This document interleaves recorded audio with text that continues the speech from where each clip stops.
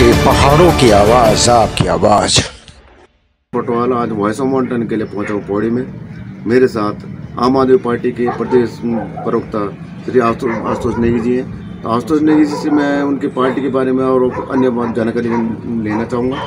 तो सबसे पहले तो आशुतोष जी, हमारे वॉइस ऑफ माउंटेन में आपका बहुत बहुत स्वागत है। बहुत बहुत धन्यवाद आपका कि आपने अपनी बात रखने का मौका दिया मुझे। और वॉइस ऑफ माउंटेन जो है पहाड़ों की जो समस्याएं हैं, पहाड़ों के जो मुद्दे हैं उनको प्रमुखता से उठाता रहता है।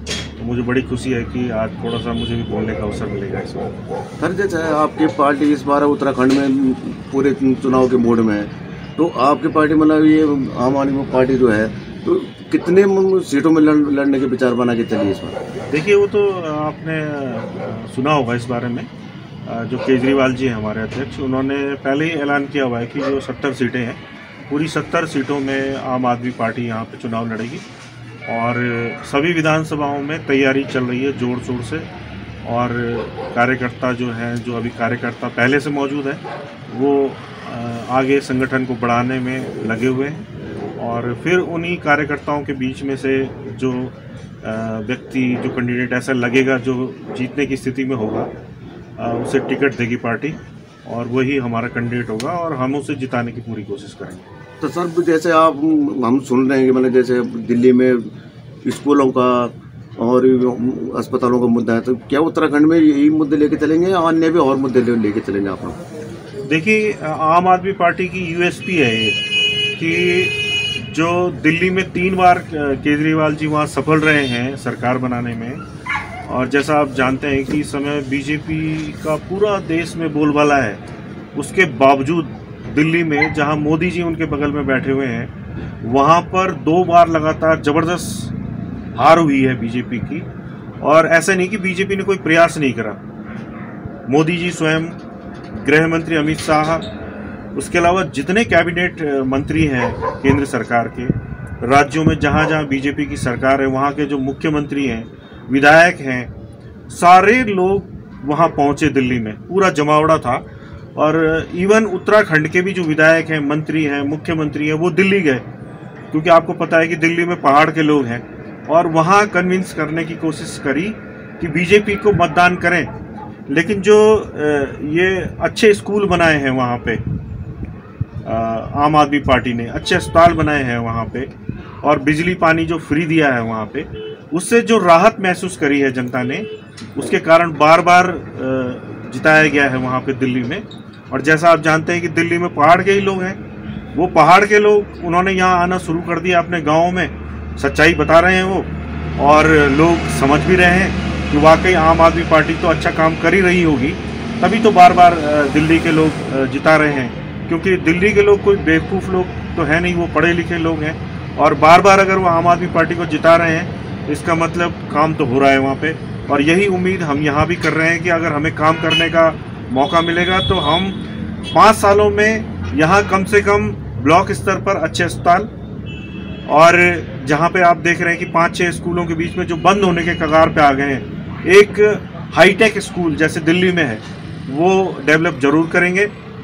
इसके अलावा जैसा आप जानते हैं कि यहाँ पे नदियाँ हैं हमारे पास, डैम बने हुए हैं, तो बिजली और पानी दोनों चीज़ें उत्तराखंड के लोगों को फ्री मिलनी चाहिए, ये भी यहाँ पे फ्री दी जाएगी। तो सर, जैसे उत्तराखंड में आप लोग चुनाव लड़ेंगे, तो आपके पास कोई जैसे मुख्यमंत्री का चेहरा होता है, मुख्यमंत्री का चेहरा है इस टाइम कोई, या आगे चुनाव के बाद ही आप लोग ये सोचेंगे?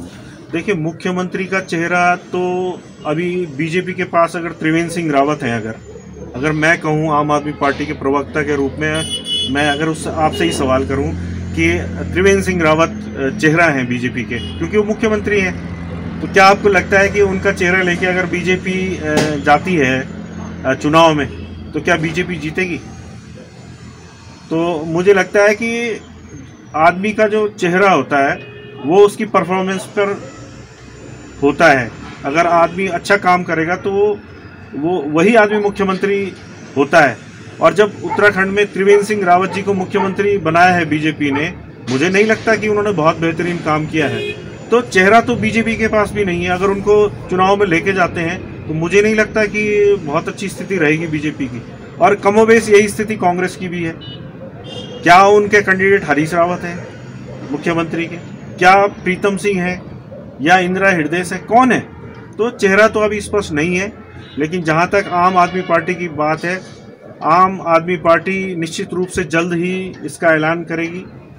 मनीष सिसोदिया जी का दौरा हुआ था अभी, और उन्होंने कहा था कि केजरीवाल जी जल्द ही ये भी ऐलान करेंगे कि कौन सा चेहरा होगा मुख्यमंत्री का।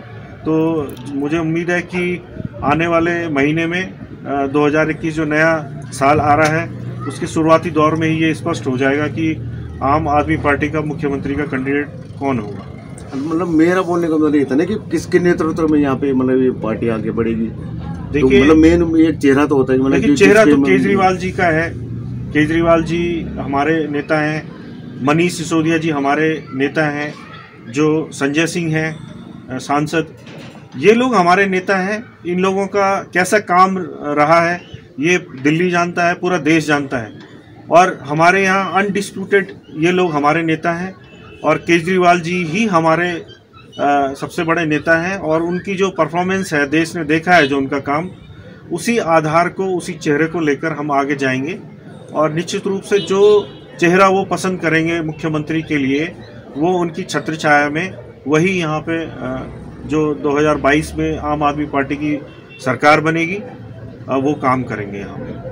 तो अंत में आपसे पूछना चाहता कि आपका अभी तो घोषणा पत्र की वाली बात तो है नहीं, लेकिन आपकी पार्टी किन किन मुद्दों में मतलब ये हम उत्तराखंड में चुनाव जीतने के मोड़? देखिए, यहाँ पे सिंपल सा एक मुद्दा है कि 20 साल में उत्तराखंड में कांग्रेस और भाजपा की लगातार यहाँ पे सरकार रही है। लोगों ने एक बार बीजेपी को जिताया, दूसरी बार कांग्रेस आई, लेकिन लोगों की अपेक्षाओं में ना तो बीजेपी खरा उतर पाई, ना कांग्रेस उतर पाई।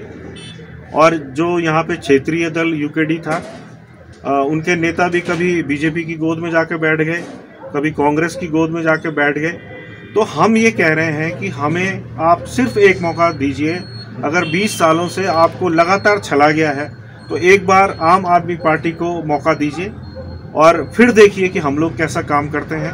अगर हम बेहतर काम नहीं करते तो आपके पास फिर ऑप्शन है, लोकतंत्र है, आगे आप हमें नकार भी सकते हैं। तो हमें कोई बहुत बड़ी बात नहीं कहनी है, हमें सिर्फ इतना कहना है कि जो यहाँ मूलभूत परेशानियाँ हैं, जो यहाँ पे स्वास्थ्य की दिक्कत है कि डॉक्टर्स नहीं है, अस्पतालों में अच्छी सुविधाएं नहीं है, स्कूलों में टीचर्स नहीं है, या स्कूलों के भवन जर्जर हो चुके हैं, गिरने की स्थिति में है कि जो टीचर कहीं है भी तो वो पढ़ाएं कैसे, स्कूल का भवन तो गिरने की स्थिति में है। इन चीज़ों को बेहतर करेंगे, बिजली पानी आपको मुफ्त देने के प्रयास होंगे। और साथ ही जो यहाँ का उत्तराखंड के जो हमारे उत्पाद हैं, पहाड़ के उत्पाद, उनको लेकर अभी तक भाजपा और कांग्रेस कोई स्ट्रेटजी नहीं बना पाई है कि उनको उन प्रोडक्ट्स को जो कि इम्यूनिटी बूस्टर हैं, आप उनको लेंगे तो जैसे आप समझ रहे हैं कि आजकल कोरोना का दौर है, तो हमारा जो क्षेत्रीय यहाँ पे कृषि तंत्र है, जो चकबंदी की बात होती है, स्थानीय जो उत्पाद हैं उनके प्रमोशन की बात होती है, उन सब चीज़ों को हम आगे लेके आएंगे। और निश्चित तौर पे जो यहाँ पहाड़ के एक्सपर्ट हैं, चाहे वो आपके इलाके के गणेश सिंह गरीब जी हों, चाहे वो बीज बचाओ आंदोलन के जड़धारी जी हों, जो भी एक्सपर्ट हैं, या एजुकेशन फील्ड के एक्सपर्ट हैं, टूरिज्म के एक्सपर्ट्स हैं, हम ऐसा नहीं करेंगे जैसा बीजेपी और कांग्रेस करती रही। सारे लोगों की राय ली जाएगी और उनकी राय को लेके एक मैनिफेस्टो बनाया जाएगा और उस पर उत्तराखंड को आगे विकास की राह पर अग्रसर करने का काम किया जाएगा। बहुत बहुत धन्यवाद। धन्यवाद। आशुतोष नेगी जी, आम आदमी पार्टी के प्रदेश प्रवक्ता। मैं Vikram Patwal, voice of mountain के लिए पौड़ी गढ़वाल। जय उत्तराखंड। आप देखना छो पहाड़ों की आवाज, गांव की आवाज, घर घर की आवाज, पहाड़ों की सच्ची खबर देखना को हम प्रतिबद्ध छो। एक आवाज था, आपको सहयोग जरूरी है ना। आप चैनल थई सब्सक्राइब करा, शेयर करा, अपन प्रतिक्रिया जरूर लेके अपन ध्यान रखा। और उत्तराखंड को अन्य खबरों का देखना खड़ा है हमारे वेबसाइट www.voiceofmountains.com पर देखा। धन्यवाद। आने वाला दिनों ते से की संभाल लियावा, ए जावा